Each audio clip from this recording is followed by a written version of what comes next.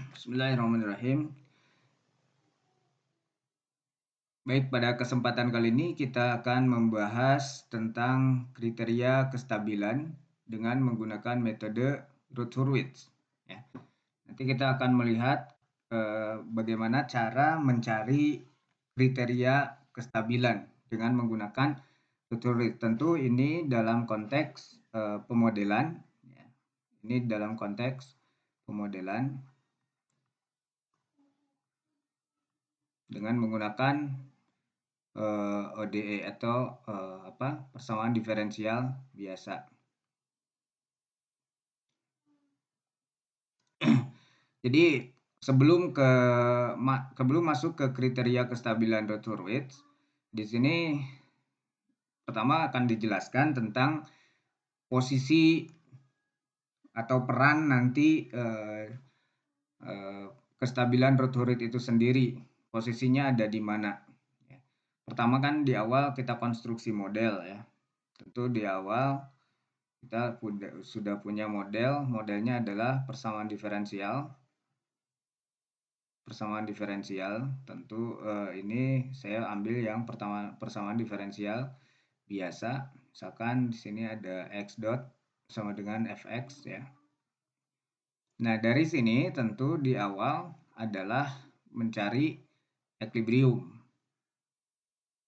Gitu kan alurnya, alur pemodelan. Ini beda dengan alur dikontrol ya. Nanti penyebutannya pun akan berbeda. Siapa yang stabil? Nah, kalau di pemodelan ini yang stabil ini equilibrium point. Jadi ini adalah titik equilibrium. Titik equilibrium.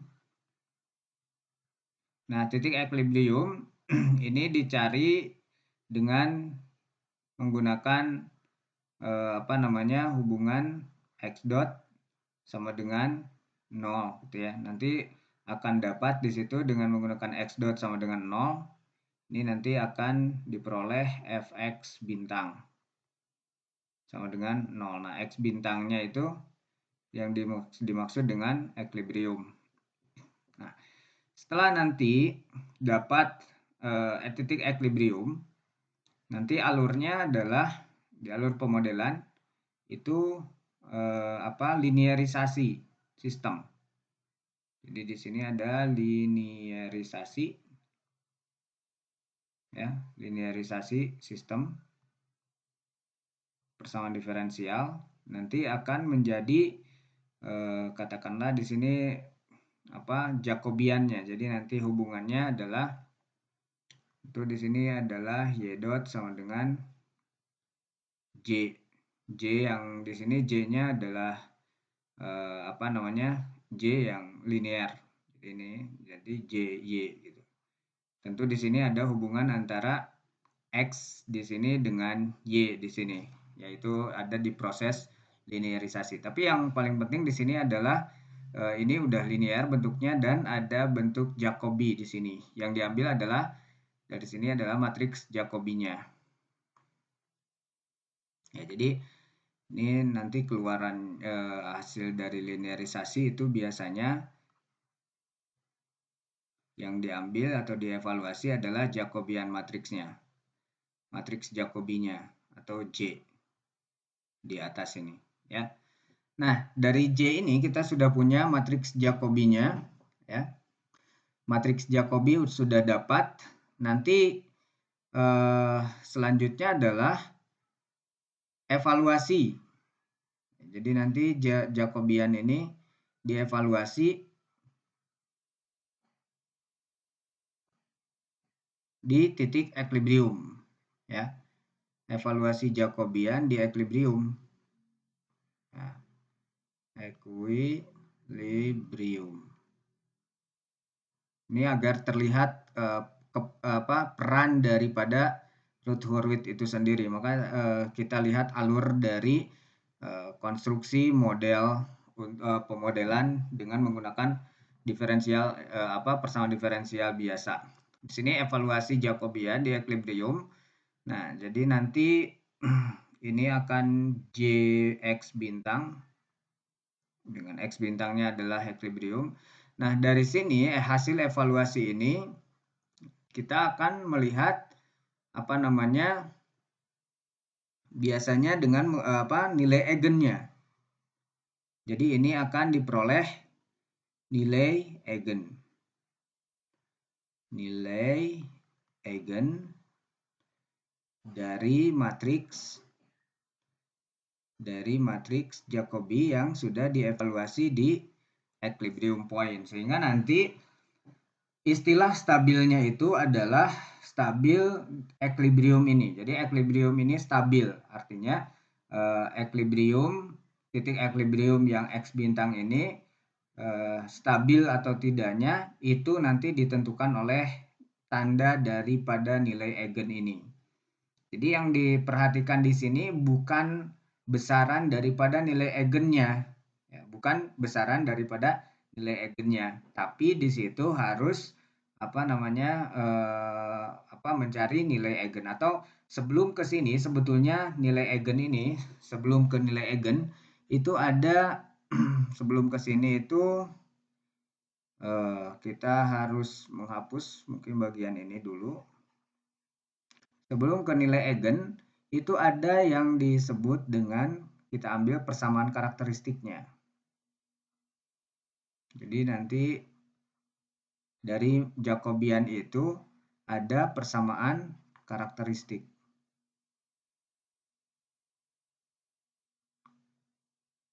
Nah, ini biasanya persamaan karakteristik ini berupa polinom, persamaan polinom karakteristik gitu aja ya. Ini polinom. Jadi nanti di sini ada satu polinom yang merupakan persamaan karakteristik dari matriks Jacobi. Nah, setelah ini baru nanti dicari akar dari persamaan. Akar persamaan karakteristik. Persamaan karakteristik. Nah, akar persamaan karakteristik ini yang disebut dengan nilai eigennya dari Jacobian matriks yang dievaluasi di titik equilibrium itu. Nah, perhatikan bahwa di sini ada persamaan polinom karakteristik ya. Biasanya ya kalau model persamaan diferensial yang agak kompleks ya, langkah dari persamaan karakteristik ke sini ya, langkah dari persamaan karakteristik ke sini itu biasanya agak rumit ini ya. Jadi dari bentuk ini ke sini kita harus menyelesaikan ya. Kita harus menyelesaikan di sini menyelesaikan persamaan karakteristik. Nah, kalau orde 2 sih itu masih oke dengan menggunakan kuadrat gitu ya, polinom kuadrat dan akar-akar kuadrat. Mungkin saja untuk mencari akar-akar kuadrat itu cukup mudah gitu. Namun kalau udah orde 3, 4, 5 atau lebih tinggi lagi itu biasanya solve ini agak rumit atau mencari akar persamaan akar dari persamaan karakteristik itu agak rumit gitu. Sehingga di sini diperlukan metode lain untuk melihat kestabilan. Apa metodenya? Dari persamaan polinom karakteristik ini kita bisa menggunakan metode Routh-Hurwitz atau kriteria kestabilan Routh-Hurwitz. Nah, ini posisinya ada di sini jadi kriteria kestabilan. Nah, di sini posisinya dengan menggunakan Routh-Hurwitz. Jadi setelah kita punya persamaan polinom karakteristik ya, nanti kita akan tanpa solving atau tanpa menyelesaikan persamaan polinom karakteristik itu kita bisa tahu kestabilannya. Jadi kriteria kestabilannya kita bisa tahu di situ ya, dengan menggunakan ini. Nah, di sini di kriteria kestabilan sebenarnya fokusnya itu adalah ya, di root huruf ini fokus utamanya adalah tanda. Di sini ya. Fokus utamanya adalah tanda. Jadi kita ulang mungkin materi tentang kestabilan. Di sini kalau akar-akar persamaan karakteristiknya itu tandanya negatif. Katakanlah di sini saya punya lambda 1 atau lambda i-nya ini negatif. Ya, untuk polinom orde sampai berapa ini i ya. Ini misalkan lambda i-nya semuanya atau real part-nya itu negatif. Ini lebih jauhnya lagi, real part dari nilai eigennya adalah negatif, maka equilibrium ini stabil. Tapi kalau real part-nya positif, ada yang positif gitu ya. Ada yang positif, itu nanti jatuhnya adalah tidak stabil. Ini stabil, yang ini tidak stabil. Nah, itu jadi posisinya sekarang tanpa mengetahui besaran daripada akar persamaan karakteristiknya, ya, kita bisa mengetahui kestabilan itu sendiri hanya dengan melihat tandanya. Nah, dengan melihat tanda, kita akan tahu gitu. Kita akan tahu apakah equilibrium tersebut stabil atau tidak stabil. Gitu. Nah, kita akan lihat sekarang masuk ke materi tentang kestabilan ya, kriteria kestabilan dari Hurwitz itu sendiri. Kita beralih ke halaman berikutnya. Misalkan nih persamaan karakteristiknya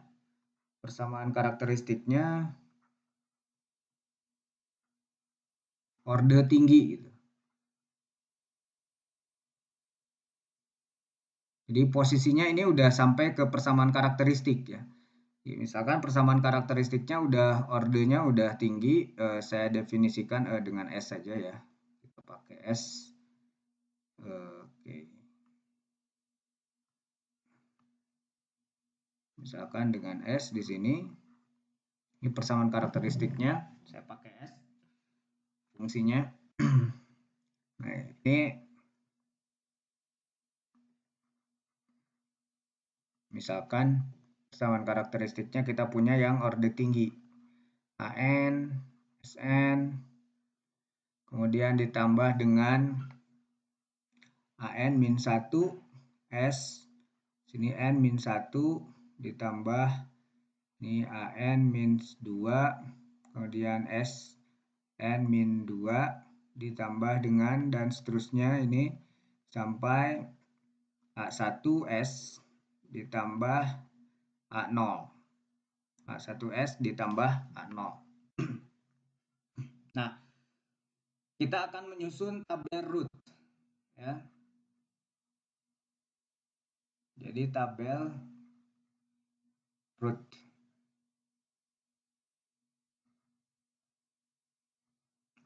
Di tabel root kalau kita susun di sini SN, kemudian ini kita akan susunnya dari yang mulai orde tinggi, kemudian berkurang 1 ordenya, kemudian berkurang 2, kemudian di sini SN yang berkurang 3 poin dan seterusnya ya. Dan seterusnya sampai di sini orde 1, kemudian orde yang ke 0, S0.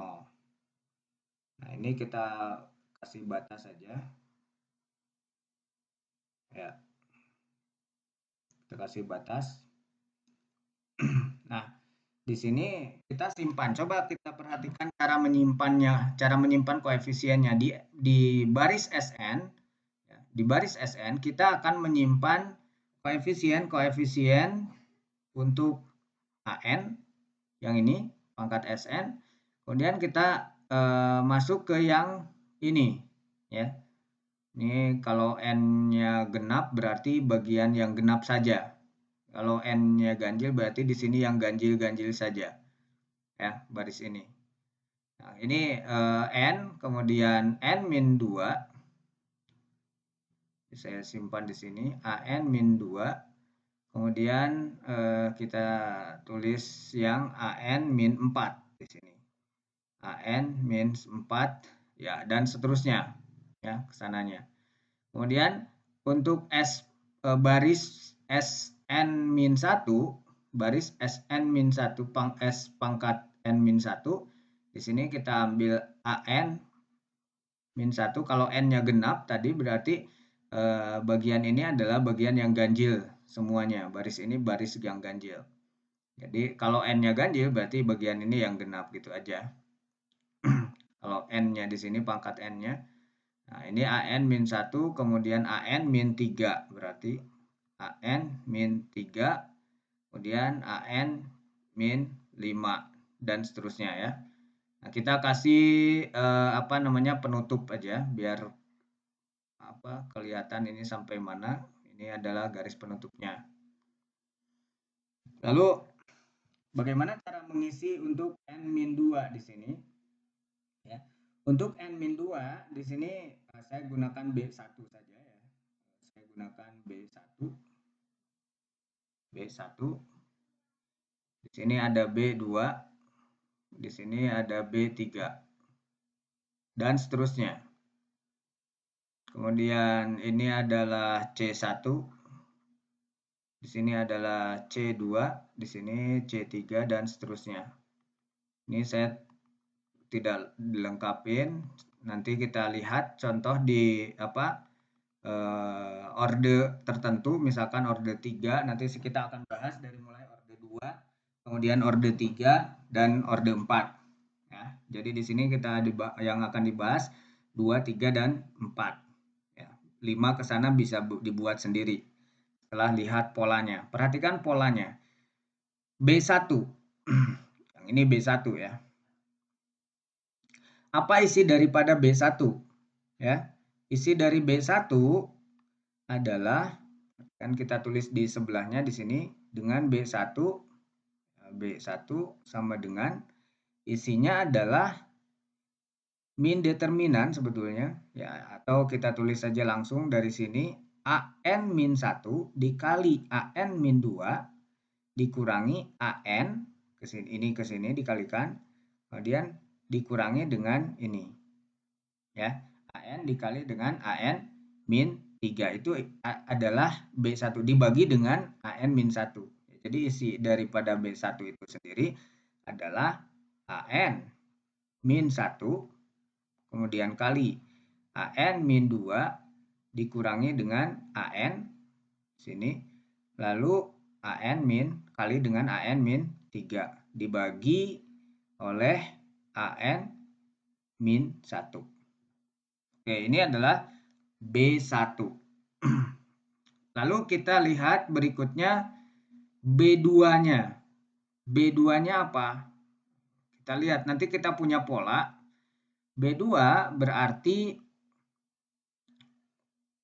kolomnya masih kolom yang pertama tetap ya, untuk mengisi B2 ini.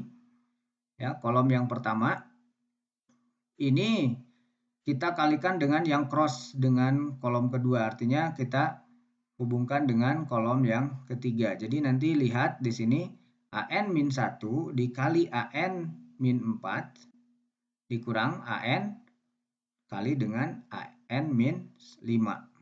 Ya, jadi di sini isinya adalah AN-1 dikali dengan AN-4 dikurangi dengan AN, kemudian di sini AN dikali dengan AN-5 dibagi dengan, hati-hati di sini pembaginya tetap AN-1. Kalau kita perhatikan dari dua pola B1 dengan B2 ini, ya, dari bentuk ini, kita akan punya bentuk umum, katakanlah BI. Ya. BI ini apa? Perhatikan bahwa AN-1 dengan di B1 dengan AN-1 di B2 itu tetap tidak berubah, berarti kita tulis di sini AN-1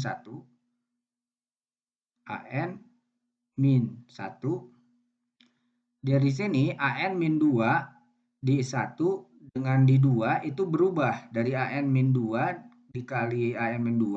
Kalau yang ini pengalinya adalah AN-4. Berarti ini angka 2 dengan 4 itu merupakan angka-angka genap. Jadi saya kalikan saja dengan notasi genap indeksnya. Jadi A, N, min, 2 itu genap berarti 2I. Saya bawa I-nya, I yang ini. Jadi kalau I-nya 1 nanti di sini N-2 berarti ya. Kemudian min sini AN. Nah, perhatikan bahwa AN tetap dari B1 dengan B2 juga, tinggal bagian ini. Jadi kolomnya yang kolom crossingnya yang yang bergerak. Kalau kolom utamanya, kolom pertamanya tetap. Tapi bagian ini yang bergerak. Jadi yang ini yang bergerak N-3 dengan N-5. Jadi ini AN tetap dikali dengan AN min, aduh ini nggak cukup ya, min 3-nya itu kita ganti dengan formula bilangan ganjil. Kita pindah saja sepertinya. Oke. Kita pindah saja, ini nggak cukup. Jadi nanti BI itu isinya adalah AN min 1, kemudian AN min di sini min 2I ya.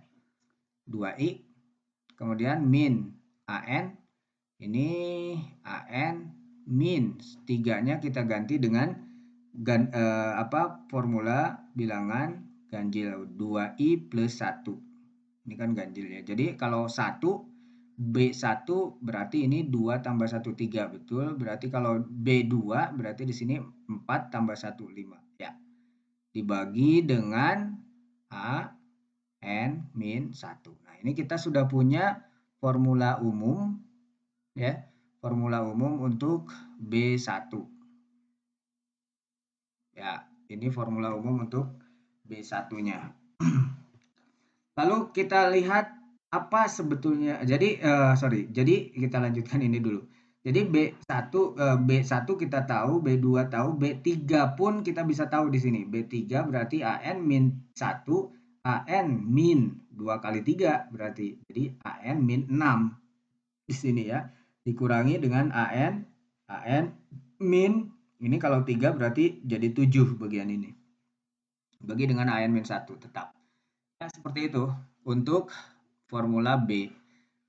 Itu tidak jauh beda bagi formula C. Jadi formula C juga ya sama seperti itu.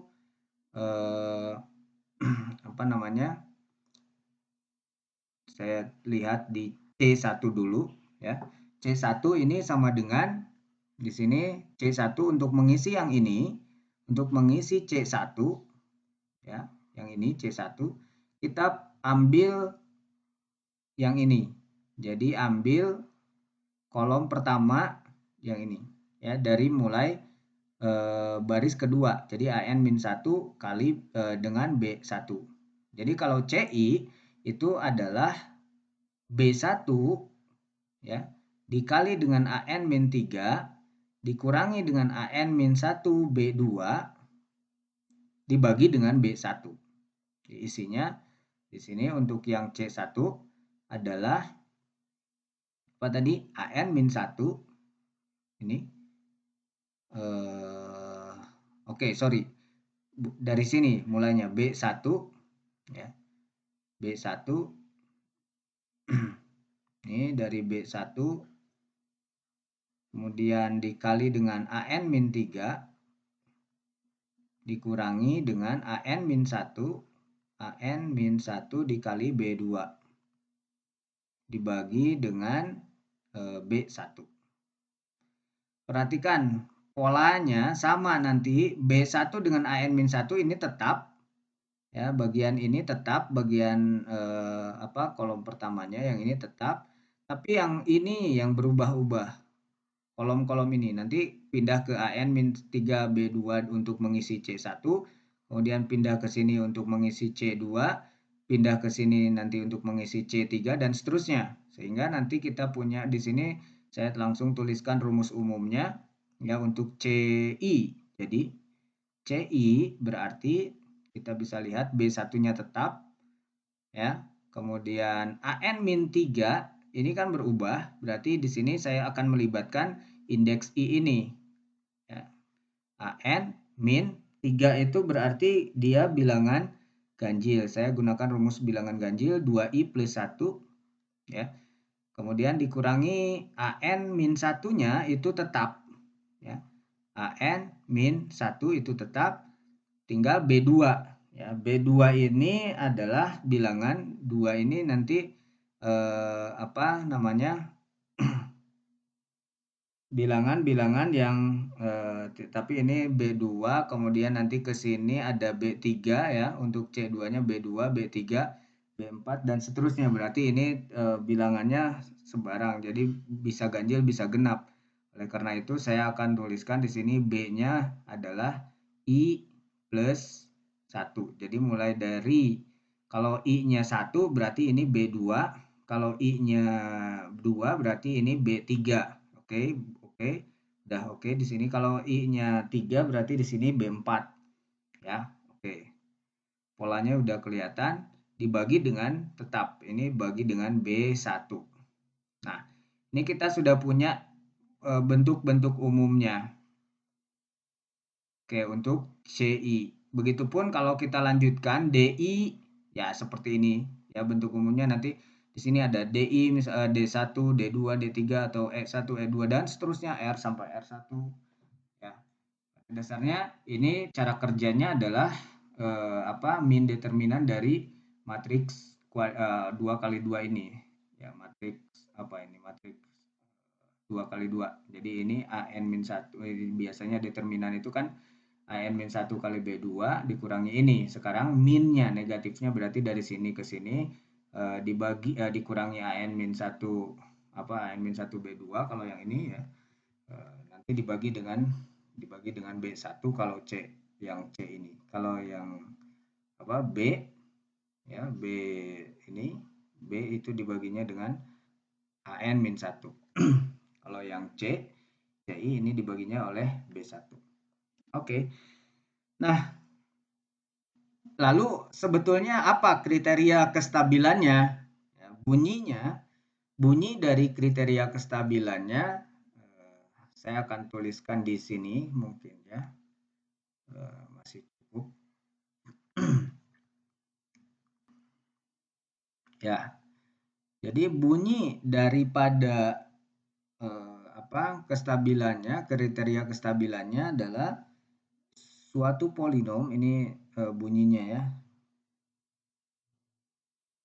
Ini kriteria, saya tulis aja ya. Kriteria Routh-Hurwitz kriteria kestabilan Routh sebetulnya ya. Kriteria kestabilan Routh-Hurwitz-nya ada perannya juga di situ.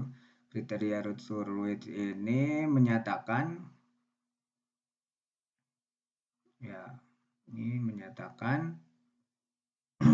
suatu polinom ini ya. Pernyataannya seperti ini. Suatu polinom mempunyai semua akarnya negatif. Jadi ini suatu polinom memiliki akar negatif, memiliki semua akar negatif atau semua akarnya negatif ya. Memiliki semua akar negatif, memiliki akar negatif semuanya, nah, gitu ya. Atau ya bisa aja sih semua akar negatif ya.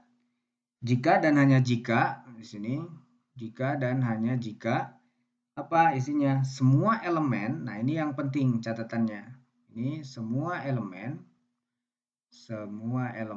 di mana, di kolom pertama,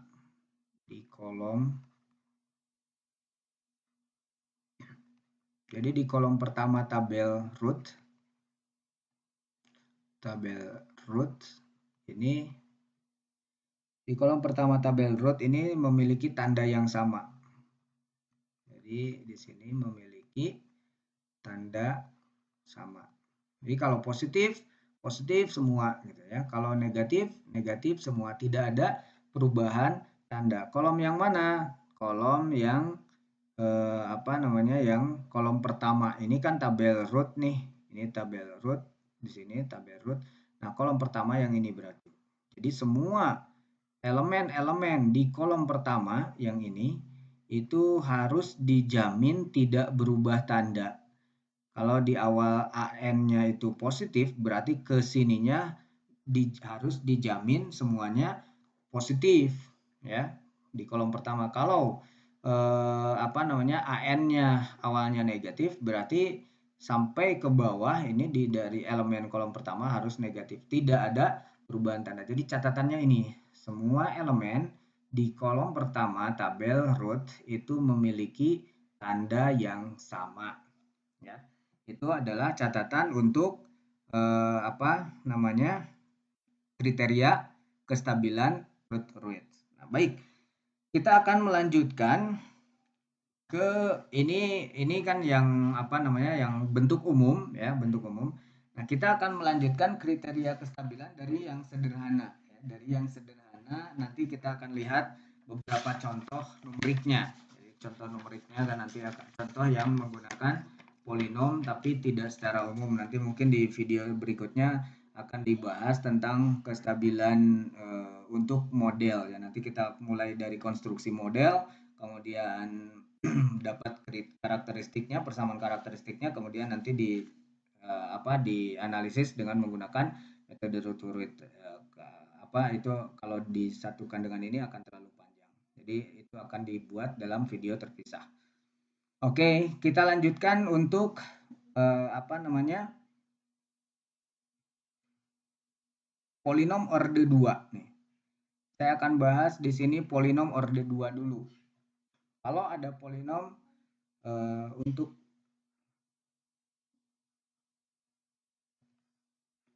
ini polinom orde 2. Ya sebetulnya sih ini mudah untuk orde 2 ya.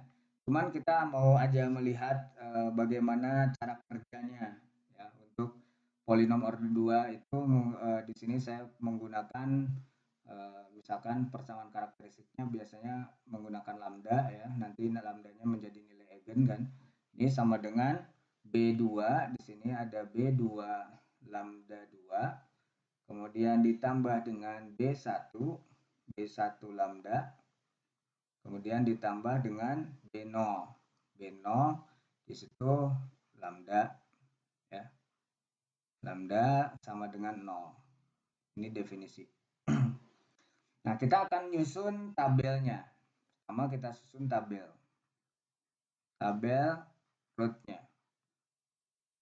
Nanti kita akan lihat kriteria kestabilannya apa untuk yang ini. Jadi ini kita susun dulu lambda kuadrat, kemudian ada lambda, kemudian ada ini enggak ada nih, salah nih, B0 saja. Tidak ada lambda lambdanya. Ini pangkat 0. Ini pangkat 2 yang ini, kemudian pangkat 1, pangkat 0 ya. Oke. Kita kasih garis pemisah. Lalu kita tulis di sini koefisiennya. Di sini ada B2 ya. Ada B2, kemudian ada apa lagi di situ B0. Karena ini genap berarti yang ini ya, yang B2 kemudian langsung ke B0 ya. Langsung lewat B0. Jadi di sini B0. Nah, yang lambda kita gunakan di sini B1 ya. Di sini pakai yang ini. Lalu di sini kan tidak ada pasangannya. Setelah B0 kan tidak ada, berarti kita tulis saja 0 di sini. Ya, kita gunakan tabel penutupnya ini. Ya, ini lambda 0 bagaimana cara mengisinya? Seperti yang tadi, B1 dikali B0 ya. Ya. Jadi dari sini saya tunjukkan B1 kali B0 dikurangi B2 kali 0, itu kan berarti 0 ya. Jadi tinggal B1 kali B0 dibagi oleh B1. Berarti ini isinya sebetulnya hanya B, di sini hanya B0 saja ya. B0. Lalu untuk mengisi yang ini karena tidak ada cross-nya, di sini tidak kolomnya tidak ada, kita tulis di sini 0. Ya, jadi seperti ini. Nah, kriteria kestabilan ya, perhatikan ini, kriteria kestabilannya tadi bunyinya adalah semua kolom pertama itu tidak berubah tanda di sini. Artinya kalau kita ambil di sini B2-nya positif, jadi kriteria kestabilannya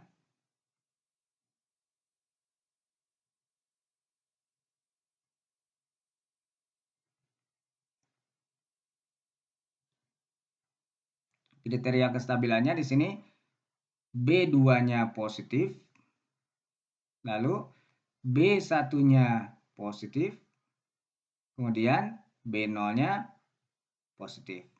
Nah, muncullah kalau di sini B2-nya, jika B2-nya 1 itu kasus khusus. Kalau B2-nya 1, jika B2-nya sama dengan 1, berarti kan tinggal B1 dengan B0. Ini di sini di polinomnya ini 1 misalnya, jadi lambda kuadrat plus B1 lambda plus B0. Karena kan ini sebetulnya bisa dibuat dalam bentuk yang seperti itu ya. Ini bisa dibagi semua dengan B2. Jadi ini lambda kuadrat plus di sini B1 per B2 lambda, kemudian ditambah dengan B0 per B2. Ini kalau saya kasih nama dengan katakanlah A1, ini A berapa? A0 misalkan. Nah, ini kan jadi cuman seperti ini aja. Jadi nanti kriterianya adalah kriteria kestabilannya A1 positif, A0 juga harus positif. Nah, di sini jika B2-nya 1, maka ini kita kembali ke sini kriteria kestabilannya hanya BI harus positif. Jadi semua koefisien yang ini ya, semua koefisiennya harus positif. Baru nanti baru di situ dikatakan stabilan ya. Stabil. Siapa yang stabil? Nah, tentu ini bukan dikontrol ya. Kalau di dalam kontrol mungkin kita bisa mengatakan sistemnya yang stabil. Nah, kalau di sini karena ini adalah hasil linearisasi dari Jacobian matrix tadi, kemudian kita evaluasi Jacobinya di equilibrium. Nah, yang dikatakan stabil adalah titik equilibriumnya. Jadi equilibrium itu stabil. Oke, ini adalah orde 2 ya. Orde 2 nih. Kita lihat berikutnya di orde 3. Ini kita lanjutkan ke orde 3. Jika kita punya persamaan karakteristiknya, saya tulis PK saja, persamaan karakteristiknya untuk orde 3 nih. Apa yang menjadi kriteria kestabilannya? Ya, misalkan kita punya polinomnya, polinom lambdanya adalah B3 ya, saya mulai dari B3 saja, lambda 3, kemudian ditambah dengan B2, lambda 2, kemudian ditambah dengan B1 lambda, berarti kemudian ditambah dengan B0 sama dengan 0, ini berarti pendefinisian ini. Nah, ini korespondensi dengan tabel root. Jadi kita setelah ini kita lanjutkan ke atau menghitung ke tabel root ya. Sini kita pasangkan lambda 3, berarti kemudian ada berapa? Lambda 2. Kemudian ada lambda saja, kemudian ada lambda pangkat 0 ya. Oke, kita kasih pembatas. Di sini B3 berarti mulainya dari yang ganjil nih n-nya. N ganjil berarti B3 di sini, kemudian nanti setelah dari B3 ini loncat ke B1 jadinya. B1 lalu udah nggak ada lagi ya. Terus di sini ada B2. Kemudian di sini ada setelah B2 ini loncat ke B0. B0 dan ini selesai, tidak ada lagi. Nah, oke, kita tutup saja. Ya. Kita gunakan tutupnya. Oke. Nah, bagaimana cara mengisi yang ini? Ya, Ini katakanlah saya menggunakan notasi R. Ya, saya gunakan notasinya R. Oke, kita lihat notasi R. R ini apa isinya? Ya, R itu isinya adalah tadi mulai dari B2 kali B1 dikurang dengan B3 kali B0 dibagi dengan B2. Jadi ini isinya di sini adalah B2 dikali dengan B1 dikurangi oleh B3 kali B0 dibagi dengan B2. Nah, seperti itu. Nah, lalu untuk yang setelah R ini di kolom keduanya ini berapa nih? Berarti ini kan tidak ada lagi kolom ketiganya, maka di sini 0. Jadi tidak ada pengalinya, 0. Lalu berikutnya yang ini berapa? Yang di pangkat 0, di lambda pangkat 0 di sini, ini berapa? Perhatikan ini sama cara kerjanya, yaitu kita ambil berarti kolom yang ini. Ya. B2 dengan R, kemudian dikalikan B0 dengan 0 di sini. Ya, jadi nanti R dikali B0 ya dikurangi B2 kali 0, ini 0 berarti tinggal R kali B0 dibagi dengan R, berarti tinggal B0 saja. Di sini kan lambda 0 memang hanya B0 saja. Nah, yang jadi kriteria kestabilannya dari sini kita punya kriterianya. Jadi kriteria kestabilan. Untuk yang orde 3 nih. Kriteria kestabilannya berarti kita ambil semua kolom yang kolom pertama di tabel root ini ya tidak boleh berubah tanda. Jika di sini B3-nya positif atau katakanlah ini bisa disederhanakan ya kan, biasanya dibuat jadi ini di sini 1 saja. Jadi ini kita bagi semua dengan B3 jadi 1, atau ini positif ya, B3-nya positif. Jadi semuanya harus positif, artinya B3-nya harus positif. Ini kriteria pertama, saya tulis kriteria kestabilannya. Jadi yang pertama adalah B3-nya harus positif. Kemudian yang keduanya adalah B2-nya harus positif, B2 positif. Kemudian yang ketiganya adalah B0-nya, B0 positif juga. Kemudian yang terakhir di sini R itu positif ya. Kita lihat R-nya. R harus positif. Nah, R ini positif, apa yang menyebabkannya positif? B2 ini udah positif nih. Berarti tinggal selisih ini. Jadi di sini dikatakan bahwa B2 B1 min B3 B0 ini harus positif. B3 B0 ini harus positif. Nah, kasus khusus pada saat kasus khusus ini pada saat B3-nya sama dengan 1, atau ini kita bagi semua ya, polinom ini kita bagi semua dengan B3 misalkan ya. Jadi intinya di sini ada 1 deh. Di sini 1 ya, di sini 1. Jadi tentu 1 udah positif. Jadi ini terpenuhi. Tinggal kita jamin B2-nya positif, B0-nya positif, dan ini ekspresi ini yang berubah karena B3-nya 1. Jadi kasus khusus untuk B31 di sini kriteria kestabilannya tinggal B2 ya kali dengan B1 dikurangi dengan B3 B3-nya kan 1 ya. Berarti dikali B0 saja. Ini kali B0. Di sini kali B0 harus positif. Atau dengan kata lain, B2 dikali B1 ini harus lebih besar daripada B0. Nah, ini yang menjadi kriteria kestabilan ya, kriteria kestabilan untuk orde 3. Oke. Ini sepertinya terlalu panjang ini ya.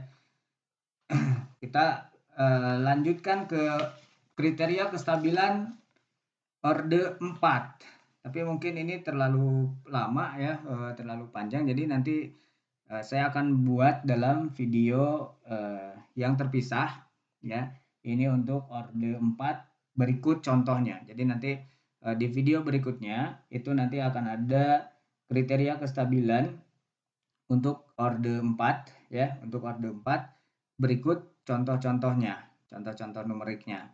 Kemudian nanti dibuat lagi satu video, mungkin ada yang kasus khusus juga, mungkin juga tidak ya, tergantung nanti bagaimana dengan waktunya ya. Mudah-mudahan ini bermanfaat ya.